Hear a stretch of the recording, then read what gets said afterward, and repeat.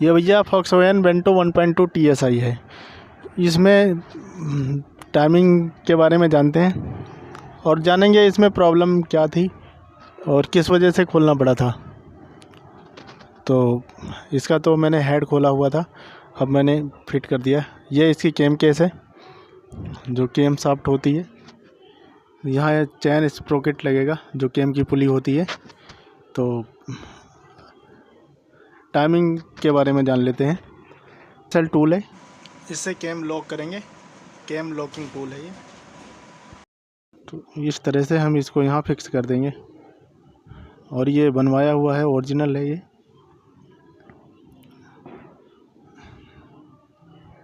इसमें मार्क नहीं है, जो कि मतलब मार्क से मार्क मिला करके टाइमिंग चैन को लगा सकते, वो सिस्टम नहीं है।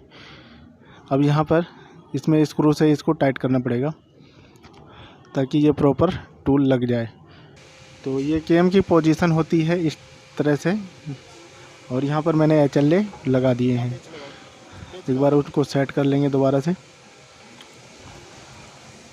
क्योंकि ये अंदर का मामला है, ये हिसाब से होना चाहिए। तो इसकी पैकिंग वगैरह मैंने लगा दी है। तो यहाँ कोई बॉन्ड वॉन्ड नहीं लगाना है मुझे, पैकिंग लगा दी है। और अब इसको यहाँ से हम टूल को पहले लॉक करेंगे, टूल से केम को लॉक करेंगे और केम लॉक करने के बाद फिर इसकी जो इंजन की टाइमिंग है TDC पोजीशन, पिस्टन को TDC पे करेंगे और वो सारा प्रोसेस जानेंगे जो इसमें टाइमिंग में होता है। तो मैं इसको कर लिया हूँ टाइट यहाँ। अभी मुझे वही TDC पोजीशन में करना है पिस्टन को, और ये केम की पोजीशन होती है इस तरह से, जो कि वाल कौन सा खुला है कौन सा बंद है वो होता है। तो अब मुझे यहाँ से एलेंकी से 8 नंबर की एलेंकी होती है, वहाँ से ये बोल्ट खोलना है। कूलेंट की हॉस की ब्रैकेट खोलने के बाद इस बोल्ट को खोलना है। तो इसको मैं खोल लेता हूँ। खोलने के बाद ये कुछ इस तरह का बोल्ट है, ये आप देख लो, ठीक है। तो मैं अभी इसमें टूल लगाऊंगा। टूल लगाने का देखो टूल किस तरह से है ये, जो कि वन साइड लॉक करता है ये केम को, सॉरी क्रैंक को।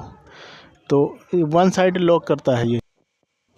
तो मैं इसको लगाता हूँ टूल को और टाइमिंग लॉक करता हूँ, चेक करवाता हूँ फिर किस तरह से हम लॉक करेंगे इसको, देखते हैं। अब मैं इंजन को TDC पोजीशन पर लाता हूँ। 1 और 4 नंबर पिस्टन को 1 और 4 पिस्टन TDC पोजीशन पर करता हूँ। तो यहाँ मैंने कर दिया है, TDC पोजीशन पर है। यहाँ टूल भी लगा दिया मैंने। जब ये लॉक हो जाएगा तो एक साइड में लॉक होगा। आवाज़ आप सुन सकते हैं इस तरह से। अभी मैं दिखाता हूँ।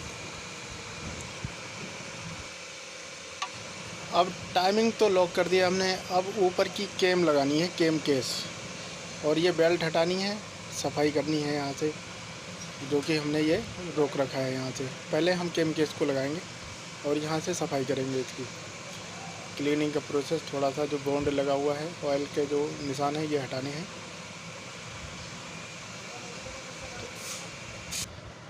अब मैं इस केम केस को लगाता हूँ यहाँ। तो मैंने यहाँ केम लगा दिया। जब इसमें टूल लगा हुआ होना चाहिए, नहीं तो फिर बाद में प्रॉब्लम आती है। ये भैया हाई प्रेशर पंप को चलाता है, जो ये भी HLA टाइप का ही है, क्योंकि हाई प्रेशर पंप को ये चलाने का काम करता है। रोकर है ये उसका, हाई प्रेशर पंप का। तो इसमें निशान है, जो निशान गलत ये लगता नहीं है, निशान मैच करके सीधा अंदर लगा देना है ये। तो अब ये इस कंडीशन में इसको लगा देंगे। इसके ऊपर हाई प्रेशर पंप लगा देंगे और बाकी की सारी जो फिटिंग है टाइमिंग के बाद वो सारी फिटिंग कर देंगे। और इसमें जो प्रॉब्लम थी वो मिसफायर की प्रॉब्लम थी, इंजन नॉइज़ थी थोड़ी सी, तो इस वजह से इसको खोला गया था। अब मैंने इसके ये फाइनल बोल्ट टाइट कर लिए हैं सारे, जितने भी बोल्ट हैं, ये 8-10 बोल्ट हैं इसमें। तो ये 10 की गोटी से मैंने कर लिया है ये कंप्लीट। तो यहाँ से टाइमिंग का प्रोसेस सारा जो भी है टाइमिंग टैपेट कवर का प्रोसेस कंप्लीट हो गया है। अब मुझे इसके गाइड वाइड लगाने हैं, जो भी चैन गाइड।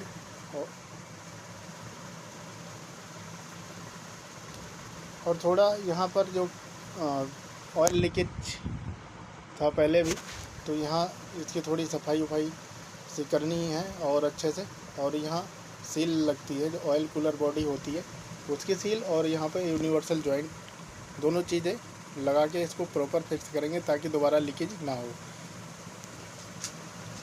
तो अब हम करते हैं टाइमिंग चैन का प्रोसेस। टाइमिंग चैन कैसे लगाना है, क्या है इसमें। अब यहाँ से मैंने स्टैंड जो हमारे पास होता है स्टैंड पे कर लिया है मैंने। अब ये टाइमिंग चैन है। टाइमिंग चैन को ये जो मार्क है ना ब्लैक वाला, ये ब्लैक वाला जो मार्क है इसको बाहर की साइड में रखेंगे। ये इन और आउट साइड के लिए होता है, और इसमें कोई वैसे फालतू का मार्क नहीं है कि मतलब एक केम का है एक क्रैंक का है, ऐसा कोई मार्क नहीं है। बस एक ही मार्क है, वो आउट साइड कर लेंगे उसको बाहर की साइड। तो यहाँ हमने अब चैन लगाना स्टार्ट कर दिया है। सबसे पहले हमने एक गाइड लगाना है, चैन गाइड राइट साइड वाले की। उसके बाद चैन को अंदर फिक्स करके यहाँ रोकेंगे हम। अपना अपना तरीका होता है, अपना अपना हिसाब होता है काम कैसे करना है, पर हमें जो सेटलमेंट है हम उसी तरह से करेंगे। अब दूसरी वाली गाइड को लगा देंगे यहाँ पर।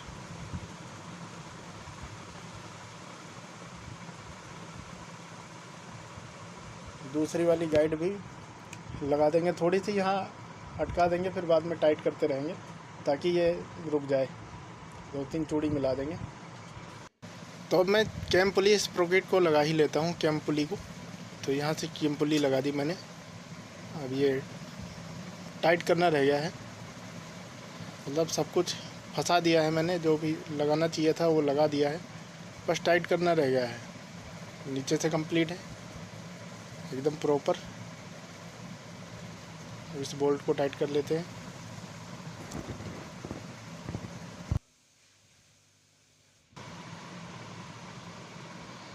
तो ये पुली फ्री रहेगी तो चैन आसानी से, मतलब जब खोलनी ही पड़ती है पुली, तो ये नट खुला रहेगा तो पुली आराम से लग जाती है। इसमें इतनी परेशानी की बात नहीं होती है। तो अब हम इस बोल्ट को मिला देंगे। उसके बाद हम इसका टेंशनर लगाएंगे। ये प्रॉपर चैन को बिठा लेंगे इस पर। उसके बाद हम इसका चैन टेंशनर लगाते हैं। अब ये है हाइड्रोलिक चैन टेंशनर है ये अभी सही है, कोई दिक्कत नहीं है इसमें टेंशनर में। तो मैं इसको टाइट कर दूंगा और जानेंगे इसके सारे टॉर्क के बारे में, कैम पुली, क्रैंक पुली और चैन टेंशनर, ये जितने भी है हेड के बोल्ट के टॉर्क के भी बारे में जानेंगे। आप बस करते रहेंगे, बस पहले टाइट कर ले इसको, क्योंकि हम इसको अभी पाने से करेंगे, बाद में फिर चेक करेंगे इसको। तो अभी मैं इसको स्पैनर पा लूँगा यहाँ। इसको भी टॉर्क से ही टाइट करेंगे। जितने इसमें इंजन के अंदर के बोल्ट हैं, जो मेन बोल्ट हैं, वो टॉर्क लगेंगे इसमें। तो अब मैं यहाँ इनको करता हूँ टाइट। हमारी चैन एकदम एक्यूरेट चढ़ी हुई है, तो टाइट करता हूँ मैं चैन टेंशनर को। पाने से इसको पहले मैं मिला दूँगा, और उसके बाद इसका टॉर्क 60 न्यूटन मीटर है, जो कि मैं इसको 60 न्यूटन मीटर टाइट कर दूँगा। तो यहाँ से मैं इसको टाइट कर दिया हूँ। अभी ये जो ये M6 सप्लाइन होती है, M6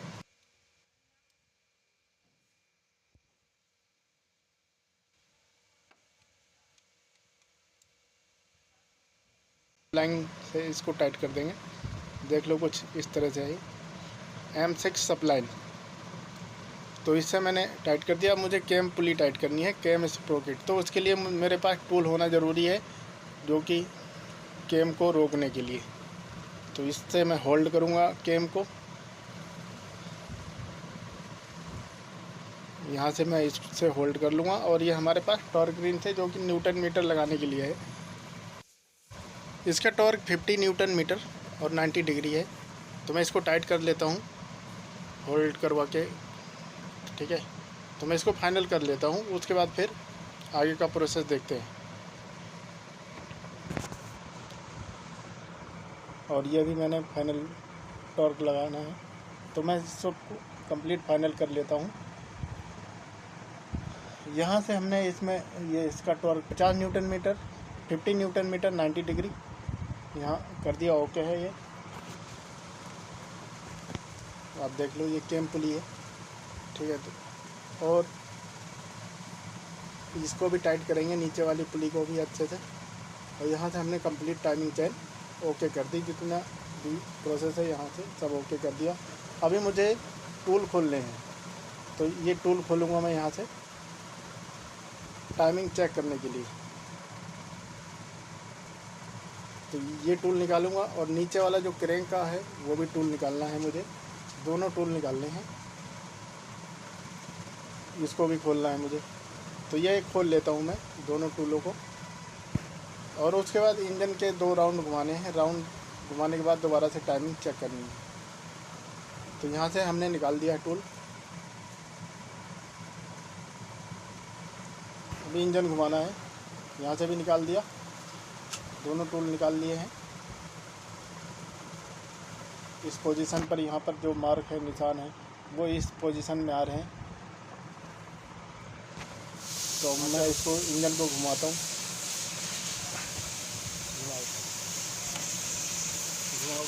तो यहाँ मैंने प्लग खोल रखा है, यहाँ से हम PVC चेक करेंगे। अरे भाई गोटी तो सही से लगाओ। चलो चलो चलो, बस रुको रुको, थोड़ा सा और चलो, बस बस बस यहीं रोको। अभी घुमा मत देना, नहीं तो पेचकस बैंड हो जाएगा।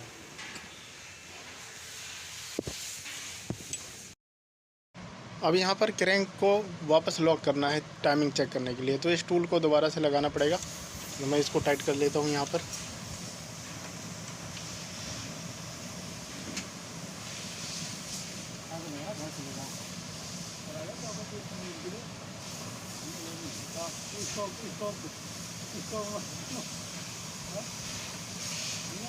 यहाँ से फुल टाइट कर लिया मैंने। अभी पेचकस निकालना है, आकर के वहीं रुक जाएगा। चलो, पिस्टन ऊपर आते ही लॉक हो जाएगा। चलो चलो, रुक गया ना।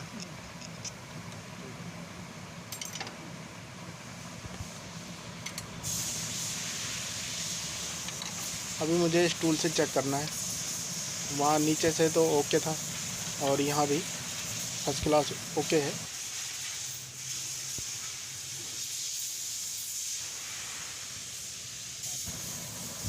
और इस कंडीशन में एकदम सेम टू सेम है, फर्स्ट क्लास, कोई दिक्कत नहीं। तो यही थी भाई इसकी टाइमिंग की वीडियो में, इतना ही।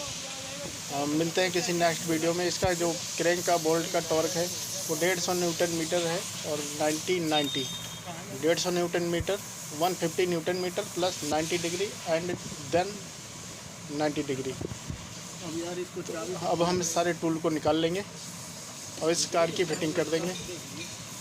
Thanks for watching. मिलते हैं नेक्स्ट वीडियो में। बहुत बहुत धन्यवाद।